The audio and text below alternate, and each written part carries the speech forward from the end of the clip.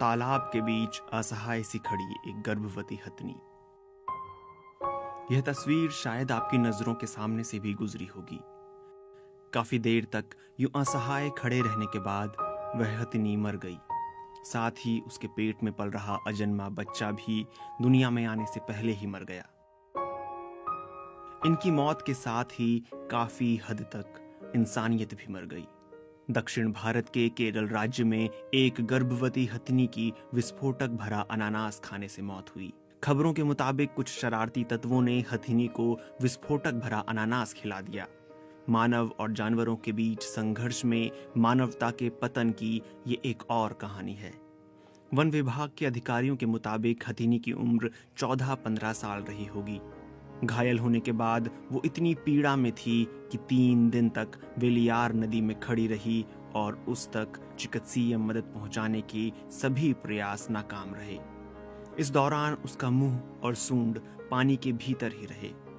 Silent valley national park Palakkad के wild life warden Samuel पचाव ने BBC Hindi से कहा कि उन्हें वो जगह नहीं मिली है जहां हथनी घायल हुई थी। वो सिर्फ पानी ही पी रही थी। शायद इससे उसे कुछ राहत मिल रही होगी।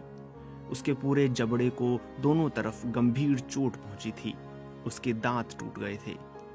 पलक्कड़ जिले के मन्नारकड़ इलाके के वन अधिकारी सुनील कुमार ने बताया कि वन विभाग के अधिकारियों को यह हथनी 25 मई को मिली थी, जब यह भटक कर पास के खेत में पहुंच गई थी। शायद वो अपने गर्भ में पल रहे बच्चे के लिए कुछ खाना चाह रही थी। हथनी के घायल होने की ये घटना लोगों की नजर में तब आई जब रैपिड रेस्पॉन्स टीम के वन अधिकारी मोहन कृष्णन ने फेसबुक पर इसके बारे में एक भावुक पोस्ट लिखी। उन्होंने अपनी पोस्ट में लिखा कि घायल होने के बाद हथनी एक गांव में भागते हुए निकली, लेकिन उसने किसी को भी चोट नहीं पहुंचाई। हथनी की तस्वीर फेसबुक पर पोस्ट करते हुए उन्होंने लिखा कि वह भलाई से भरी हुई थी। वो कहते हैं कि तस्वीरों में हथनी का दर्द कैद नहीं हुआ है।